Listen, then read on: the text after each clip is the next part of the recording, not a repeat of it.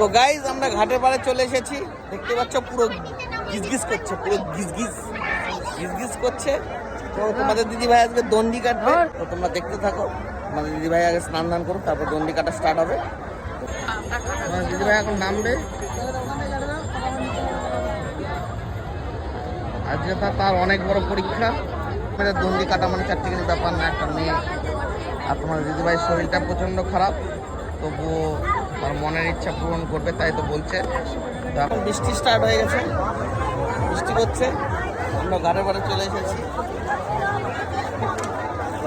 দিদিভাই এখন এই যে চলে গেছে জলে, এখন স্নান করবে।